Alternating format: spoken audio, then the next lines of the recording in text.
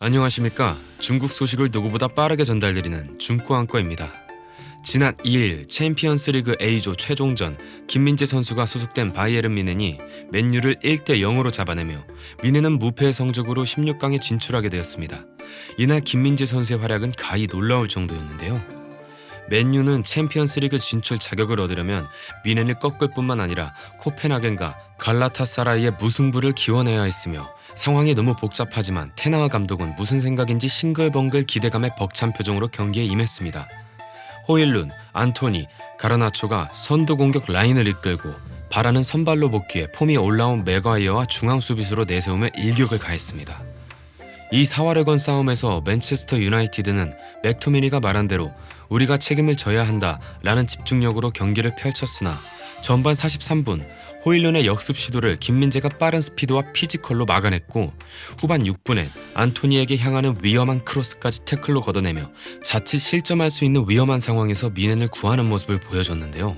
김민재는 세트피스 움직임마저 좋았고 그야말로 맨체스터 유나이티드를 꽁꽁 묶어버리며 거칠기로 유명한 프리미어리그 선수들마저도 김민재 선수 피지컬 앞에선 며칠간 밥을 못 먹은 쇠약한 병아리 같은 모습을 보입니다. 아주 답답한 경기력을 펼친 테나흐 감독을 뒤로 기적은 없었고 맨체스터 유나이티드는 뮌헨의 킹슬리 코망에게 실점하며 결국 1대0으로 패해 조 최하위로 탈락했습니다. 뮌헨은 9일 프랑크푸르트와 분데스리가 14라운드에서 1대5 참패를 당하며 수비진이 완전히 무너진 뮌헨은 전반에만 3골을 허용했고 김민재 역시 동료들과 손발이 맞지 않는 모습을 보이며 책임을 면치 못했는데요. 특히 뮌헨은 우파메카노가 지키는 우측면에서 계속 돌파를 허용했고 김민재가 도움 수비를 들어갔지만 혼자서는 한계가 있었습니다. 업사이드 트랩도 번번이 뚫리면서 치명적인 실점 위기를 맞았고 불안한 모습을 보였지만 그 모습은 단 한 경기 만에 확 달라졌습니다. 김민재는 풀타임을 뛰면서 맨유 공격진을 그야말로 완벽하게 차단했고 특히 맨유 공격수 호일룬은 김민재의 수비 앞에서 아무것도 하지 못하는 모습을 보이며 김민재가 단 한 경기 만에 명성을 되찾았습니다. 경기 종료 후 영국 스포츠 매체 나인티미는 양팀 선수들의 평점을 매겨 공개했는데 매체는 김민재에게 10점 만점에 8점을 부여하며 팀 내 최고 평점으로 한국 국가대표 선수의 환상적인 퍼포먼스였다. 지난 여름 맨유가 김민재를 영입하지 못한 것에 대한 경기력이라며 지난 이적 시장 맨유 이적설을 다시 언급했고 호일룬에겐 바이에른 뮌헨 두 센터백의 공격성을 감당하지 못해 경기 내내 괴롭힘을 당했다 라고 전했으며 안토니에게는 출전 선수 중 가장 낮은 평점인 5점을 주고 김민재는 유튜브에 나올 정도로 멋있었는데 안토니는 맨체스터 유나이티드가 필요로 하는 마법을 주지 못해 쩔쩔매고 있었다. 눈에 보이지 않는다라며 혹평했습니다. 또 다른 매체 바이에른 풋볼 워크에선 카이저 김민재는 탄탄한 경기력을 뽐냈다.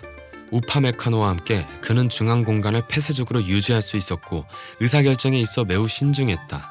이어 노이어 골키퍼는 볼 배급이 좋지 않아 수비를 더욱 힘들게 만들었지만 김민재가 중앙에서 안정감과 여유로움을 보여줬다 라고 평가했습니다.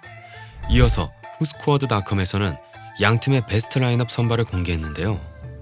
김민재 선수가 양팀 세계적 최고의 플레이어들 중 중앙 수비수 11명에 당당히 뽑히게 되며 카이저, 철기둥의 위험을 다시 한번 보여주며 테나흐 감독의 낯빛은 더욱 어두워질 예정인데요. 톡스포트에 따르면 해리 맥과이어는 맨체스터 유나이티드를 떠나고 싶어하지 않는 반면 에릭 테나흐 감독은 김민재를 영입하기 위해 잉글랜드의 센터백을 팔고 싶어한다고 예전 인터뷰를 통해 말했는데요.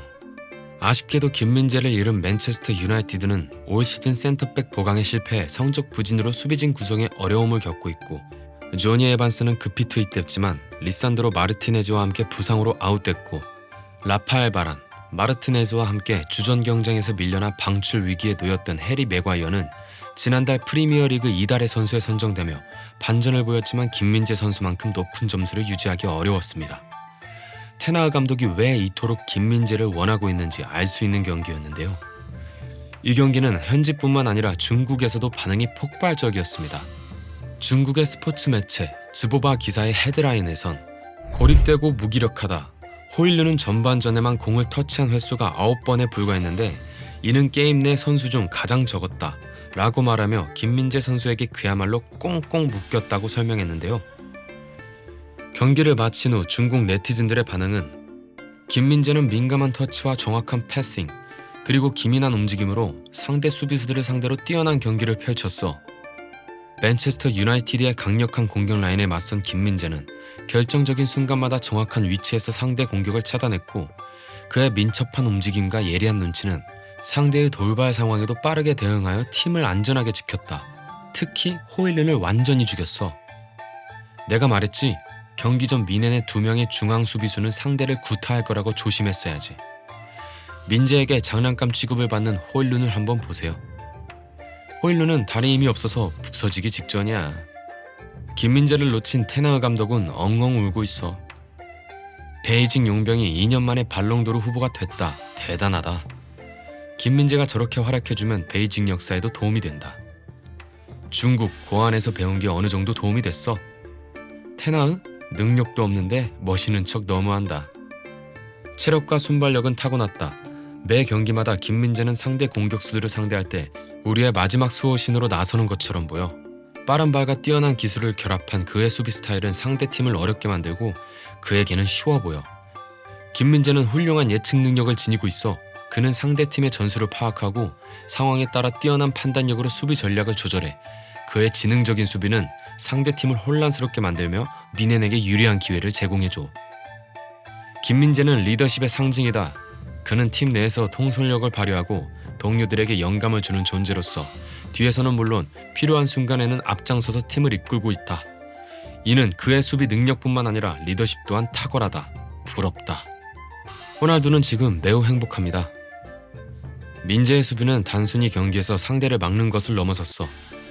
그의 존재 자체가 팀의 활력을 불어넣고 중국 축구 팬들에게는 자부심과 기대감을 안겨주고 있다. 명예 중국인. 이라는 반응을 보였습니다. 영국 BBC 라디오를 통해 경기를 중계한 크리스 서튼은 맨체스터 유나이티드가 탈락한 것에 놀랐냐는 질문에 나는 아니다. 바이에른 미넨이 경기를 지배하는 것도 마찬가지다. 라고 말하며 맨체스터 유나이티드의 전설 리오 퍼디난드는 정말 실망스럽다. 맨체스터 유나이티드가 조별 예선을 통과할 것이라는 예상이 많았는데 원정 3경기에서 3골을 넣었는데도 승점을 얻지 못하는 것은 범죄다.